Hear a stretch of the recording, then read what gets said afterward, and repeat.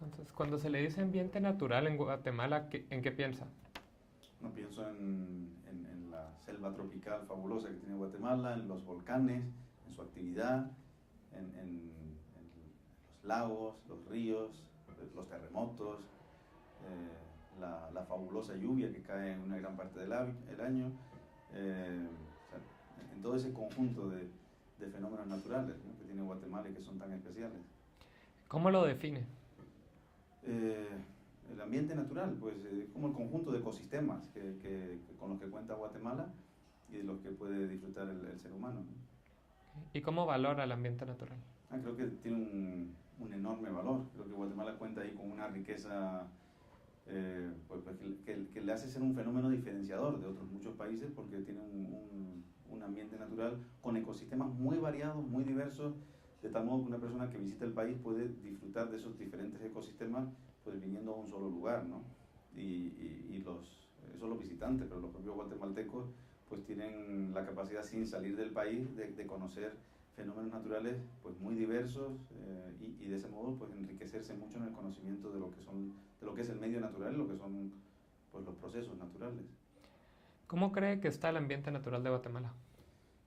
Bueno, el ambiente natural de Guatemala está, digamos que está así, es decir, que no está tremendamente mal, pero sí tiene problemas serios y sí tiene que, digamos que no estamos para tirar cohetes, como digamos en mi país, no sé si aquí también se dice, pero que ahí se podría mejorar bastante y de todas formas, como suele ocurrir, ¿no?, en casi todos los países en desarrollo o países pobres, pues hay problemas ambientales serios que conviene tratar de solucionar.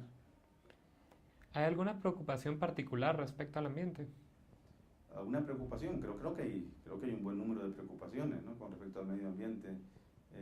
Todos los ciudadanos desean vivir en un ambiente lo mejor posible y en todos los países hay preocupaciones, incluso en los países donde el medio ambiente está bastante bien, pues hay ciertas preocupaciones. Lo que pasa es que las preocupaciones pues varían de país en país. Yo creo que en Guatemala pues sí hay una serie de preocupaciones que creo que son compartidas por casi toda la población. Y después hay preocupaciones particulares pues, personas que viven en un área específica o de sectores específicos que tienen ya sus preocupaciones concretas, pero sí creo que hay diversas preocupaciones. ¿Cómo explica el estado ambiental en Guatemala? ¿Cómo explico el estado ambiental? Bueno, pues el estado ambiental, como comentaba antes, yo creo que es el propio de un país que tiene una diversidad natural enorme, pero que por otro lado, debido a que no está muy desarrollado económicamente, pues tiene muchos procesos, digamos, muchos procesos empresariales, industriales o procesos de economía familiar que son muy poco eficientes y al ser muy poco eficientes son muy intensivos en el uso de recursos y por lo tanto contaminan bastante, ¿no? Y esto es muy típico de los países pobres, pero creo que el estado del medio ambiente es un estado que no es crítico, pero que también tampoco es excelente debido a esta problemática, la problemática de procesos ineficientes debido a la pobreza. ¿Cuál es la relación que debe asumirse entre el ambiente natural y el desarrollo? Bueno, la relación entre ambiente natural y desarrollo en general, en todos lados suele ser el que a medida que un país se desarrolla más, va mejorando en eficiencia económica, en eficiencia de la producción y va siendo un país más limpio, ¿no?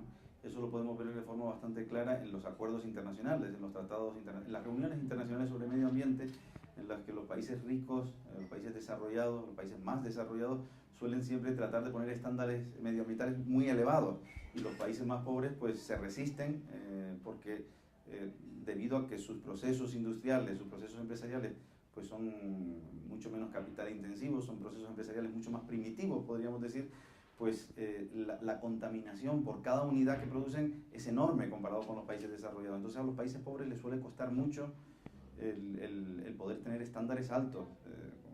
Y esto es algo que suele ser contraintuitivo, ¿no? La gente suele pensar que los países menos desarrollados son los que menos contaminan y que los más desarrollados son los que más contaminan porque producen más. Y resulta que es justo al revés. Los países menos desarrollados, debido a esa pobreza en el proceso de producción, utilizan muchísimos recursos y contaminan mucho. Esa suele ser la relación. Por eso desarrollo y medio natural van de la mano. En lo general, los países más desarrollados suelen ser los más limpios ambientalmente hablando. ¿Qué decisiones debería tomar el país para que se garanticen ciertos niveles de calidad ambiental?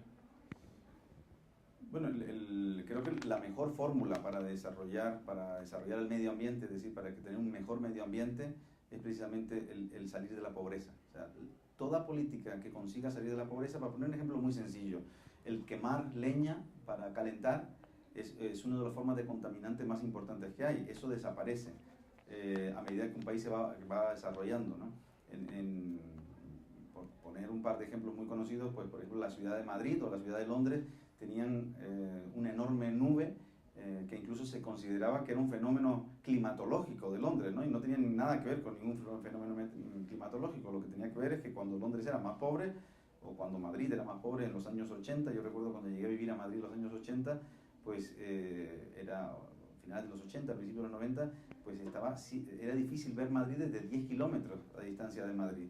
Y era difícil verlo porque lo que se hacía era quemar leña y quemar carbón. Entonces se formaba esa enorme nube, estaba muy contaminada Madrid. A medida que España fue desarrollándose, pues todos esos procesos se fueron haciendo más eficientes, se fue haciendo más rico el país y se volvió cada vez más limpio el ambiente hasta el día de hoy, donde ahora es al revés, es raro. Antes era raro ver un día en que tener un día en el que se podía ver Madrid desde fuera, por lo contaminado que estaba. Ahora es raro tener un día en el que uno no ve Madrid desde fuera de Madrid, porque el ambiente está bastante limpio, ¿no? Entonces, creo que esa es la relación, y por lo tanto la política que se debe implementar son políticas que traten de ayudar al desarrollo del país, especialmente en las zonas, digamos, donde más se está consumiendo intensamente los recursos, intensamente y de forma ineficiente los recursos, ¿no? Okay. ¿Cómo considera que debe ser una administración efectiva del ambiente natural? Bueno, el ambiente natural, realmente no hay, pensar que va a haber un administrador del ambiente natural creo que es una arrogancia fatal, ¿no? Porque no hay nadie que sepa tanto. Es decir, si hay un campo en el que todavía nos queda mucho por saber, nos queda muchísimo por saber, es precisamente el campo del medio ambiente. Y pensar que alguien va a poder regular y gestionar el medio ambiente creo que es arrogarse de pues ponerse encima de sus hombros unas competencias que nadie puede llegar a tener, y que si lo intentase hacer alguien, lo que va a hacer es un desastre ambiental. Ejemplo de eso tenemos muchísimos. Tenemos países donde hubo gestión muy centralizada del medio ambiente y ocurrieron pues catástrofes ambientales muy grandes, ¿no? Pues quizá tenemos ejemplos pues, de lagos completos que desaparecieron precisamente por gestión muy centralizada del medio ambiente. Creo que la gestión ideal es la más descentralizada posible, es decir, tratar de delimitar bien los derechos de propiedad, de modo que cada uno en su propio pueblo, en su propio lugar, pueda estar en condiciones de defender su lado del medio ambiente. Esto alude, por supuesto, al famosísimo, quizá el artículo más citado de todos los tiempos en tema ambiental, que es el de Garrett Hardin, el famoso The Tragedy of the Commons, o la tragedia de los comunes, ¿no? En el que él, a pesar de ser una persona que, digamos, ideológicamente era contraria al capitalismo, llega a la conclusión, miren, la única forma de evitar la tragedia de los comunes, que es esa tragedia por la cual si no hay derechos de propiedad claramente definidos, nadie termina invirtiendo en conservar el ambiente y todos terminan consumiendo el ambiente lo más rápidamente posible. Pues si lo que queremos es evitar la tragedia de los comunes, pues lo que tendríamos que hacer sería el definir mejor los derechos de propiedad y sobre todo hacerlos respetar, ¿no? Que cuando ya sea una persona, una comunidad concreta, pues tiene bien definida su zona, pues van a tener los incentivos correctos para que ese ambiente lo conserven, y además no solo lo conserven, sino lo reproduzcan en la medida de lo posible. De esto hay muchísimos ejemplos muy interesantes en África, por supuesto en Latinoamérica, de cómo simplemente llevando a cabo políticas de mayor respeto y delimitación de derechos de propiedad, pues las comunidades locales, las parroquias y las personas en general, pues ponían lo que hacía falta poner para que el medio ambiente mejorara. ¿Qué rol le corresponde a la ciudadanía entonces? Bueno, creo que toda. Por lo que he estado diciendo, creo que la ciudadanía debe ser el gran protagonista de la defensa del medio ambiente, y deben ser los ciudadanos los que vayan articulando pues una diversidad de formas de hacer defender y mejorar el medio ambiente. Creo que, Y esto de muchas formas, ¿no? Los ciudadanos como propietarios, ya sean comunidades locales, inversores, personas individuales, pues, a ellos como propietarios, por otro lado a los consumidores, ¿no? Para que tengan en cuenta pues siempre cuál es la consecuencia de su compra y que sean conscientes, simplemente conscientes y traten de informarse, traten de ser consumidores informados y al menos tengan claro cuáles son los procesos que hay detrás de cada forma de producción del producto que ha llegado a sus manos. Y por supuesto pues la ciudadanía en general pues organizándose de las mil formas que la ciudadanía se puede organizar, pero al final es el ciudadano, ¿no? De una forma o de otra, ya sea como consumidor, como inversor, como dueño, pues es el ciudadano el que creo que tiene que ser el gran protagonista de la defensa del medio ambiente. ¿A quién definiría como los principales responsables de la situación actual del ambiente?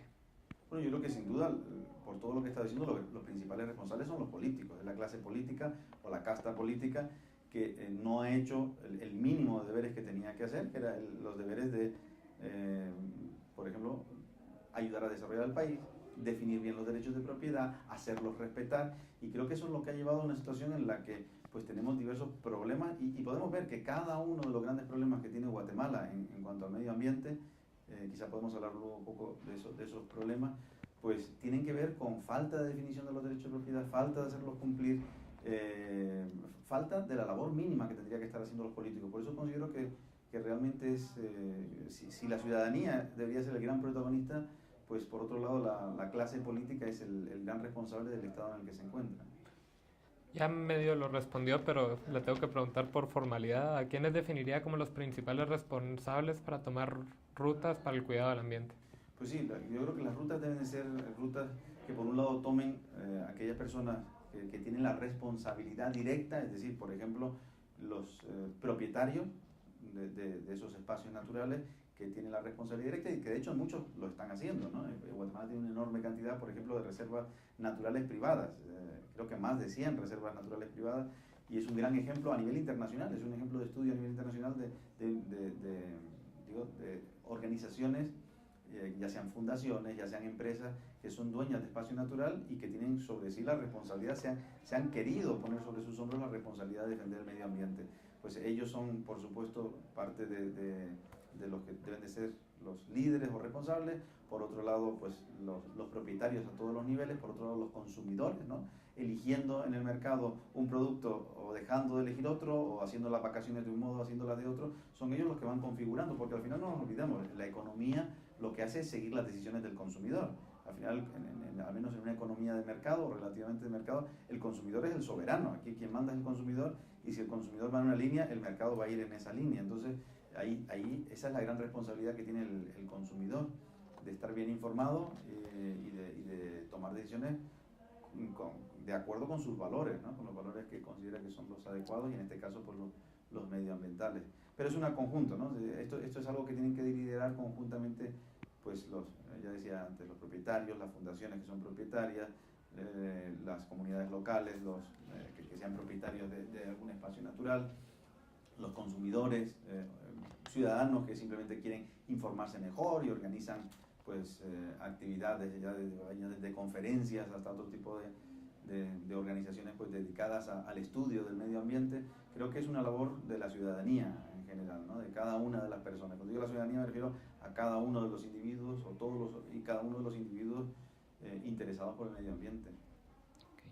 Enumere 3 temas ambientales que consideren estado de alerta máxima en el país. En Guatemala yo creo que sí, yo creo que podríamos decir 2 o 3 temas que son a los que me refería antes cuando decía que en general creo que la ciudadanía está más o menos de acuerdo que hay un par de temas que son los principales, ¿no? Los principales problemas medioambientales. Uno son los drenajes. Creo que Guatemala tiene un enorme problema con los drenajes. Diferentes ayuntamientos o personas pues hacen drenaje donde y cuando quieren, virtiendo sus basuras o sus residuos, sus aguas sucias sobre bienes naturales, ¿no? Sobre ecosistemas, y esto pues creo que es un enorme problema, ¿no? Tenemos una importante parte, si no en porcentaje, sí una importante parte en cuanto a algunos de los recursos naturales o algunos de los ecosistemas naturales más conocidos de Guatemala y más importantes de Guatemala, pues los tenemos tremendamente contaminados por culpa de esto, de que bueno, pues tenemos en general pues una clase política que en vez de hacer bien los drenajes pues se ha dedicado a tirarlo donde ha podido tirarlo. Y si hubiese que buscar un segundo problema, creo que sería el de tirar basura en cualquier sitio. Ahí, pues, en la ciudad de Guatemala pues parece que sí está muy organizado la recogida de basura. Hay un sistema pues tremendamente complejo de recogida de basuras que de nuevo, como comentaba antes, pues es un ejemplo que de otros países se ha estado estudiando, cómo se ha conseguido una forma muy descentralizada y muy competitiva de recogida de basura, pero uno se va por el país y da pena ver cómo en muchos pueblos pues la basura se tira en cualquier lado, causando pues problemas ambientales. Y en tercer lugar, pienso que tenemos un problema serio con los fertilizantes. Por ejemplo, el problema del lago Atitlán, por el enorme uso de fertilizantes, pues se ha convertido en un problema importante, ya en este caso no solo ambiental, que por supuesto lo es, sino también incluso turístico, ¿no? Que podría convertirse en un problema importante pues, para el sector turístico de Guatemala, por la importancia que tiene el lago Atitlán en ese sector. Y aquí lo que entra en juego pues, son las enormes subvenciones que se dan a los fertilizantes, subvenciones o directamente el regalo de fertilizantes, ¿no? La política de regalar fertilizantes a todo el mundo y a precio cero o a coste cero, pues se utiliza en una enorme cantidad, ha terminado haciendo pues que la cianobacteria y que a través de diferentes fenómenos pues se contamine el lago y nos veamos en una encrucijada importante en cómo resolver ahora el problema de la contaminación del lago Atitlán y de otros lagos, no es el único lago Atitlán, desafortunadamente. Yo diría que esos son los tres grandes problemas medioambientales que creo que la mayor parte de los guatemaltecos compartirían que son los prioritarios a resolver, ¿no? Okay. Y enumere 3 acciones que deberían realizarse con máxima urgencia. Pues pondría 3 acciones ligadas a estos 3 problemas. Pues en el caso de los drenajes, pues habría que establecer que nadie puede tirar sus aguas sucias en terreno de otro o en espacios naturales, sino que tiene que haber un drenaje adecuado o hacer fosas sépticas adecuadamente. Creo que es una solución relativamente sencilla que en parte está relacionada con lo que comentábamos antes, ¿no? de definir claramente derechos de propiedad y hacerlos respetar, ¿no? Porque no solo es definir, al final hay que hacerlos respetar. Si uno tira sobre el río que lleva usando una comunidad, una empresa durante mucho tiempo y a ellos corresponde el caudal, pues bueno, eso en otros países donde hay otro tipo de leyes sobre ríos, ¿no? Pues lo que se hace es parar los vertidos, porque estás echando los vertidos sobre aguas de otro o de otros, ¿no? Como por ejemplo ocurre en el Tribunal de las Aguas de Valencia y en otros lugares, o en Inglaterra. Pero creo que el parar, el mejorar los drenajes a través de reglas sencillas, de que los drenajes sean pues, los mínimos adecuados para no estar tirando las aguas sucias en cualquier sitio, creo que es la principal medida. En segundo lugar, en cuanto a las basuras, creo que tirar basura en cualquier sitio, pues volvemos un poco al problema de la tragedia de los comunes, ¿no? Lo que comentaba antes y a lo que Garrett Hardin pues se refería, aunque él hablaba de los pastos concretamente, pues se podría extrapolar también a tirar basuras en cualquier lado, ¿no? Cuando dice un refrán español, cuando algo es del común, es del ningún, entonces todo el mundo pues lo utiliza como su basurero. Lo decía Juan de Mariana, el escolástico español del siglo XVI-XVII, decía que cuando un asno no es de nadie se lo comen los lobos. Pues algo así ocurre con esos espacios en el que pues, por falta de definición pues termina todo el mundo utilizándolo como su propio basurero, cuando en realidad nada más lejos de eso, ¿no? Esos terrenos son de alguien o de un grupo vecinal, pero que se encuentran que cuando se despiertan por la mañana cada día le han tirado basura de nuevo sobre su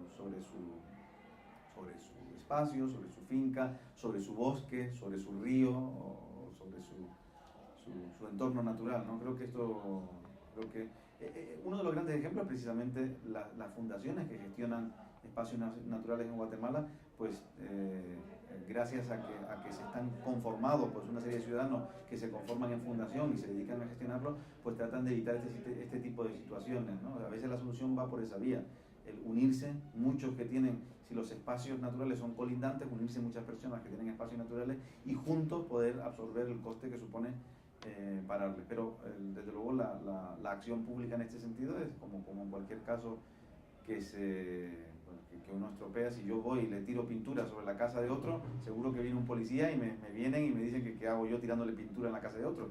Pues si eso ocurre así cuando se lo tiro sobre la casa o sobre el carro de alguien, ¿por qué no hacerlo cuando lo tiramos sobre el espacio natural de alguien? Creo que habría que hacer exactamente lo mismo y a esa persona decirle, mira, hacerle ver que están haciendo lo mismo y multarles de la misma forma o civilmente llevarles el mismo proceso que se llevaría cuando uno pues se dedica a estropear o manchar o contaminar la casa de otra persona o el jardín de otra persona o el carro de otra persona. No veo por qué iba a ser diferente.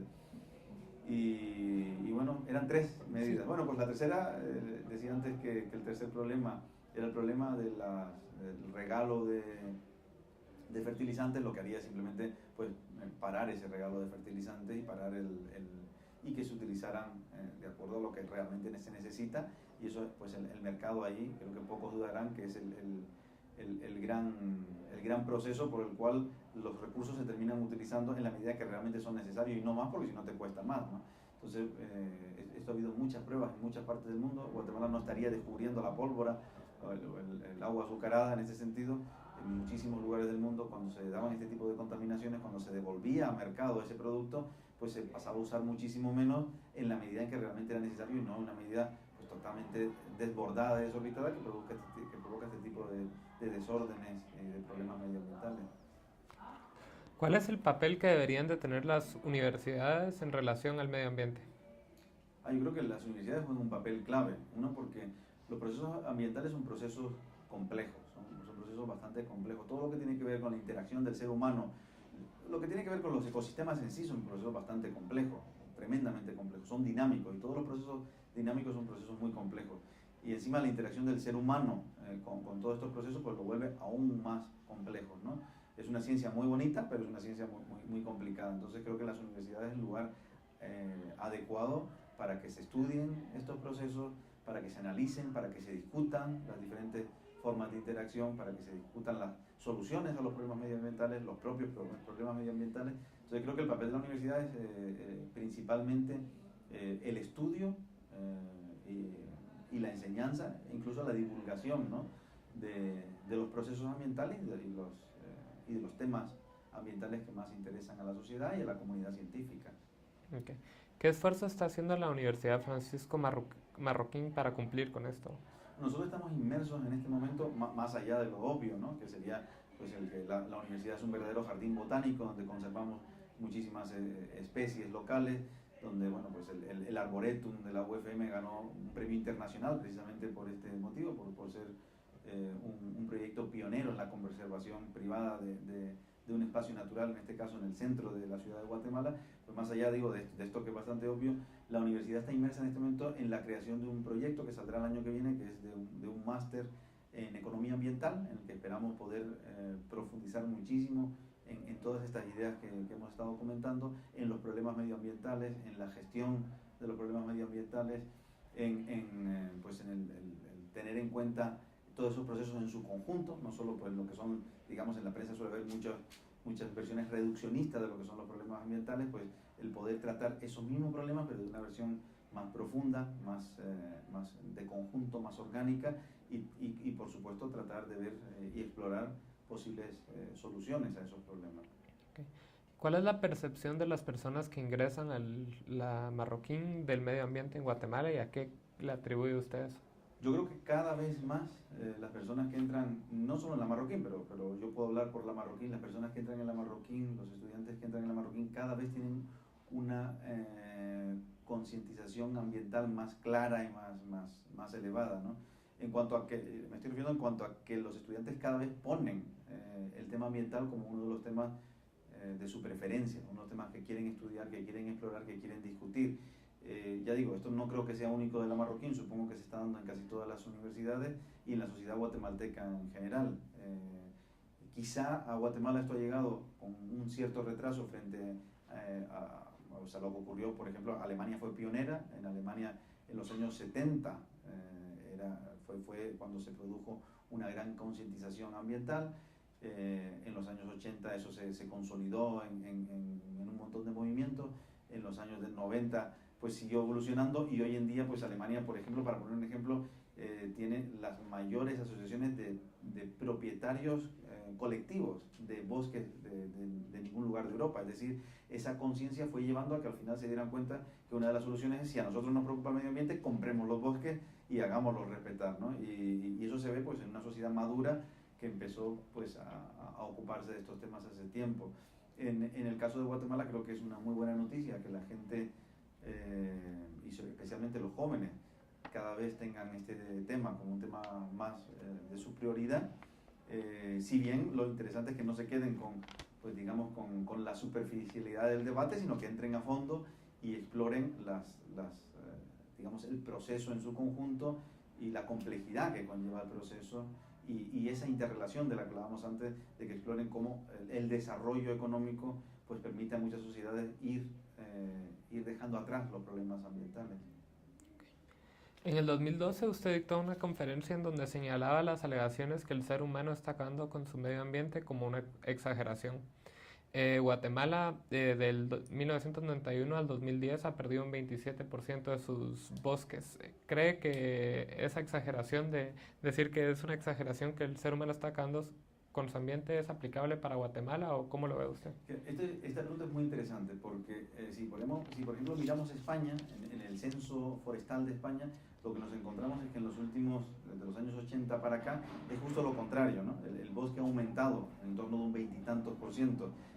El dato de Guatemala, pues yo no lo conozco con exactitud, pero aproximadamente debe estar o sea, suena lógico que esté en ese entorno. Entonces, ahí lo que vemos es un interesantísimo, pues vemos como en un país desarrollado el bosque va aumentando y en un país pobre el bosque pues va disminuyendo, ¿no? Entonces, precisamente eso refuerza el argumento que estaba planteando antes. Guatemala lo que necesita urgentemente es desarrollarse. Para desarrollarse necesita una mejor defensa de los derechos de propiedad. Y eso va a hacer que esa reducción del bosque que se produjo en España pues en los años 60 típicamente, hoy en día se ha transformado allá en un crecimiento del bosque. Y en Guatemala se transformará también. Entonces, cuando digo que es una exageración, no me refería al tema del bosque, sino me refería a lo que decía antes, que muchos temas se tratan de una forma tremendamente superficial, ¿no? Y parece como que se van a acabar los recursos naturales. Oiga, no, los recursos naturales no es que se vayan a acabar, se están sobreutilizando algunos y se están infrautilizando otros. Precisamente en el caso del bosque es uno de esos casos en los que se está pues sobreutilizando, también por lo que comentaba antes, ¿no? Al ser una sociedad muy pobre se utiliza la madera para muchísimas cosas. Se utiliza la madera pues para calentar una casa. Y eso pues en un país desarrollado no ocurre. Entonces ese es el tipo de procesos que se van volviendo más eficientes y que con el tiempo pues ojalá pues que dejen de generar esa presión sobre recursos naturales. Perfecto, ahí estamos. Muy bien, Muchas gracias a usted.